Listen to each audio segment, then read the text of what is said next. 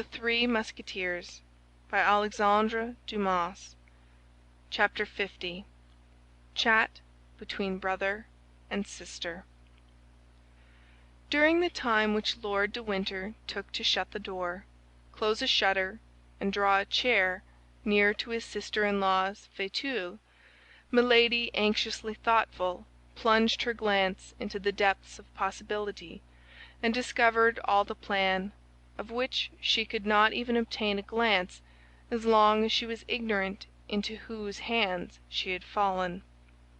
She knew her brother-in-law to be a worthy gentleman, a bold hunter, an intrepid player, enterprising with women, but by no means remarkable for his skill in intrigues. How had he discovered her arrival, and caused her to be seized? Why did he detain her? Athos had dropped some words which proved that the conversation she had with the cardinal had fallen into outside ears, but she could not suppose that he had dug a countermine so promptly and so boldly. She rather feared that her preceding operations in England might have been discovered.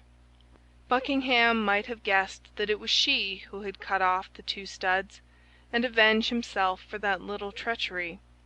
But Buckingham was incapable of going to any excess against a woman, particularly if that woman was supposed to have acted from a feeling of jealousy. This supposition appeared to her most reasonable. It seemed to her that they wanted to revenge the past, and not to anticipate the future. At all events, she congratulated herself upon having fallen into the hands of her brother-in-law, with whom she reckoned she could deal very easily, rather than into the hands of an acknowledged and intelligent enemy. "Yes, let us chat, brother," said she, with a kind of cheerfulness, decided as she was to draw from the conversation, in spite of all the dissimulation Lord de Winter could bring, the revelations of which she stood in need to regulate her future conduct. "You have, then, decided to come to England again," said Lord de Winter, "in spite of the resolutions you so often expressed in Paris never to set your feet on British ground?" Milady replied to this question by another question. "To begin with, tell me," said she, "how have you watched me so closely as to be aware beforehand, not only of my arrival, but even of the day, the hour, and the port at which I should arrive?" Lord de Winter adopted the same tactics as Milady, thinking that as his sister-in-law employed them, they must be the best. "But tell me, my dear sister," replied he, "what makes you come to England?" "I come to see you," replied Milady, without knowing how much she aggravated by this reply the suspicions to which D'Artagnan's letter had given birth in the mind of her brother-in-law, and only desiring to gain the good will of her auditor by a falsehood. "Ah, to see me?" said de Winter, cunningly. "To be sure, to see you. What is there astonishing in that?" "And you had no other object in coming to England but to see me?" "No." "So it was for me alone you have taken the trouble to cross the Channel?" "The deuce! What tenderness, my sister!" "But am I not your nearest relative?" demanded Milady, with a tone of the most touching ingenuousness. "And my only heir, are you not?" said Lord de Winter in his turn, fixing his eyes on those of Milady. Whatever command she had over herself, Milady could not help starting, and as in pronouncing the last words Lord de Winter placed his hand upon the arm of his sister, this start did not escape him. In fact, the blow was direct and severe. The first idea that occurred to Milady's mind was that she had been betrayed by Kitty, and that she had recounted to the baron the selfish aversion toward himself of which she had imprudently allowed some marks to escape before her servant. She also recollected the furious and imprudent attack she had made upon D'Artagnan when he spared the life of her brother. "I do not understand, my Lord," said she. in order to gain time and make her adversary speak out. "What do you mean to say? Is there any secret meeting concealed beneath your words?" "Oh, my God, no!" said Lord de Winter with apparent good nature. "You wish to see me, and you come to England. I learn this desire, or rather I suspect that you feel it, and in order to spare you all the annoyances of a nocturnal arrival in a port and all the fatigues of landing, I send one of my officers to meet you. I place a carriage at his orders, and he brings you hither to this castle, of which I am governor, whither I come every day, and where, in order to satisfy our mutual desire of seeing each other, I have prepared you a chamber. What is there more astonishing in all that I have said to you than in what you have told me?" "No, what I think astonishing is that you should expect my coming." "And yet that is the most simple thing in the world, my dear sister. Have you not observed that the captain of your little vessel, on entering the roadstead, sent forward, in order to obtain permission to enter the port, a little boat bearing his logbook and the register of his voyagers? I am commandant of the port. They brought me that book. I recognized your name in it. My heart told me what your mouth has just confirmed, that is to say, with what view you have exposed yourself to the dangers of a sea so perilous, or at least so troublesome at this moment, and I sent my cutter to meet you. You know the rest." Milady knew that Lord de Winter lied, and she was the more alarmed. "My brother," continued she, "was not that my Lord Buckingham, whom I saw on the jetty this evening when we arrived?" "Himself." "Ah, I can understand how the sight of him struck you," replied Lord de Winter. "You came from a country where he must be very much talked of, and I know that his armaments against France greatly engage the attention of your friend the cardinal." "My friend the cardinal!" cried Milady, seeing that on this point, as on the other, Lord de Winter seemed well instructed. "Is he not your friend?" replied the baron, negligently. "Ah, pardon, I thought so. But we will return to my Lord Duke presently. Let us not depart from the sentimental turn our conversation has taken. You came, you say, to see me?" "Yes." "Well, I reply that you shall be served to the height of your wishes, and that we shall see each other every day." "Am I, then, to remain here eternally?" demanded Milady, with a certain terror. "Do you find yourself badly lodged, sister? Demand anything you want, and I will hasten to have you furnished with it." "But I have neither my women nor my servants." "You shall have all, madame. Tell me on what footing your household was established by your first husband, and although I am only your brother-in-law, I will arrange one similar." "My first husband!" cried Milady, looking at Lord de Winter with eyes almost starting from their sockets. "Yes, your French husband. I don't speak of my brother. If you have forgotten, as he is still living, I can write to him, and he will send me information on the subject." A cold sweat burst from the brow of Milady. "You jest," said she in a hollow voice. "Do I look so?" asked the baron, rising and going a step backward. "Or rather you insult me," continued she, pressing with her stiffened hands the two arms of her easy-chair, and raising herself upon her wrists. "I insult you?" said Lord de Winter with contempt. "In truth, madame, do you think that can be possible?" "Indeed, sir," said Milady, "you must be either drunk or mad. Leave the room and send me a woman." "Women are very indiscreet, my sister. Cannot I serve you as a waiting-maid? By that means all our secrets will remain in the family." "Insolent!" cried Milady. As if acted upon by a spring, she bounded toward the baron, who awaited her attack with his arms crossed, but nevertheless with one hand on the hilt of his sword. "Come," said he, "I know you are accustomed to assassinate people, but I warn you I shall defend myself, even against you." "You are right," said Milady. You have all the appearance of being cowardly enough to lift your hand against a woman." "Perhaps so, and I have an excuse, for mine would not be the first hand of a man that has been placed upon you, I imagine." And the Baron pointed, with a slow and accusing gesture, to the left shoulder of Milady, which he almost touched with his finger. Milady uttered a deep inward shriek, and retreated to a corner of the room like a panther which crouches for a spring. "Oh, growl as much as you please," cried Lord de Winter, "but don't try to bite, for I warn you that it would be to your disadvantage. There are here no procurators who regulate successions beforehand. There is no knight errant to come and seek a quarrel with me on account of the fair lady I detain a prisoner.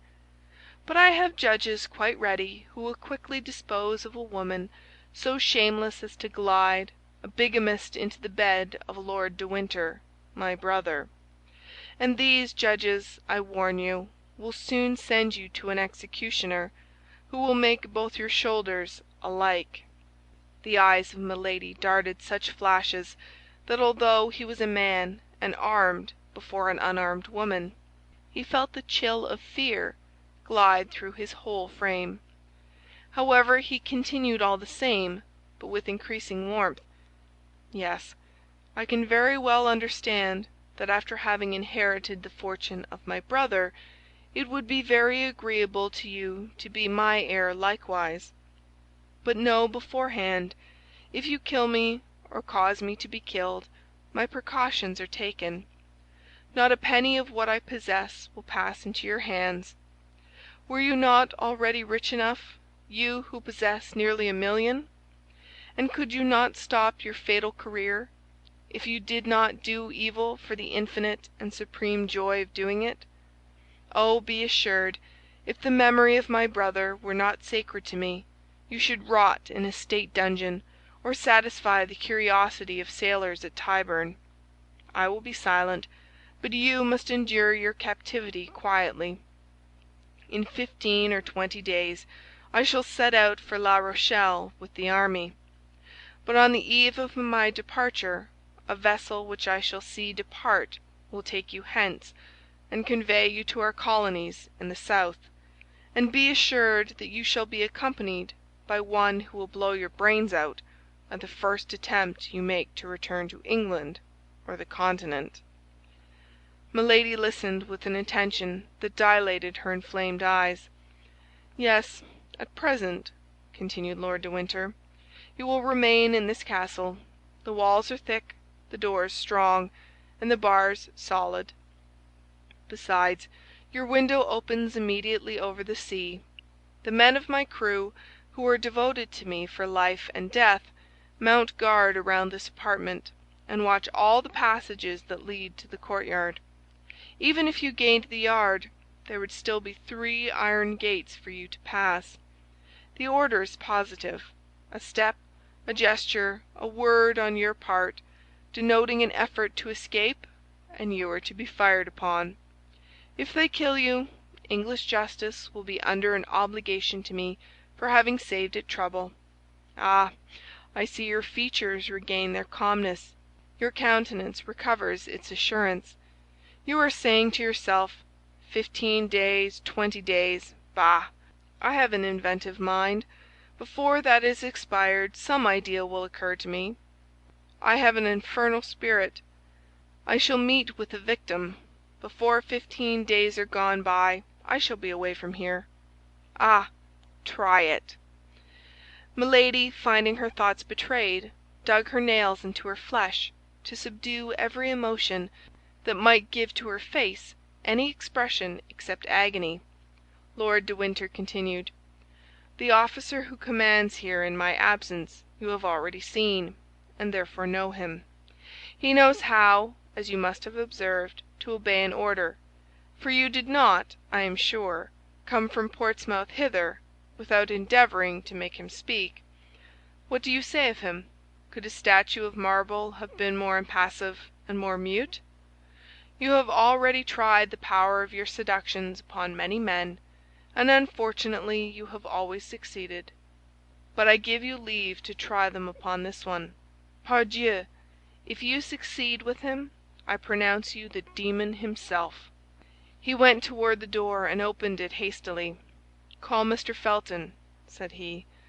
"Wait a minute longer, and I will introduce him to you." There followed between these two personages a strange silence, during which the sound of a slow and regular step was heard approaching. Shortly a human form appeared in the shade of the corridor, and the young lieutenant, with whom we are already acquainted, stopped at the threshold to receive the orders of the baron. "Come in, my dear John," said Lord de Winter. "Come in and shut the door." The young officer entered. "Now," said the baron, "look at this woman. She is young, she is beautiful, she possesses all earthly seductions. Well, she is a monster who, at 25 years of age, has been guilty of as many crimes as you could read of in a year in the archives of our tribunals. Her voice prejudices her hearers in her favor. Her beauty serves as a bait to her victims. Her body even pays what she promises. I must do her that justice. She will try to seduce you; perhaps she will try to kill you. I have extricated you from misery, Felton. I have caused you to be named lieutenant. I once saved your life, you know on what occasion. I am for you not only a protector, but a friend; not only a benefactor, but a father. This woman has come back again into England for the purpose of conspiring against my life. I hold this serpent in my hands. Well, I call you and say to you, friend Felton, John, my child, guard me, and more particularly guard yourself, against this woman. Swear by your hopes of salvation to keep her safely for the chastisement she has merited. John Felton, I trust your word. John Felton, I put faith in your loyalty." "My Lord," said the young officer, summoning to his mild countenance all the hatred he could find in his heart, "My Lord, I swear all shall be done as you desire." Milady received this look like a resigned victim. It was impossible to imagine a more submissive or a more mild expression than that which prevailed on her beautiful countenance. Lord de Winter himself could scarcely recognize the tigress who a minute before prepared apparently for a fight. "She is not to leave this chamber, understand, John," continued the baron. "She is to correspond with nobody. She is to speak to no one but you. If you will do her the honor to address a word to her." "That is sufficient, my Lord. I have sworn. And now, madame, try to make your peace with God, for you are judged by men." Milady let her head sink, as if crushed by this sentence. Lord de Winter went out, making a sign to Felton, who followed him, shutting the door after him. One instant after, the heavy step of a marine who served as sentinel was heard in the corridor, his axe in his girdle and his musket on his shoulder. Milady remained for some minutes in the same position, for she thought they might perhaps be examining her through the keyhole. She then slowly raised her head, which had resumed its formidable expression of menace and defiance, ran to the door to listen, looked out of her window, and returning to bury herself again in her large armchair, she reflected. Chapter 50.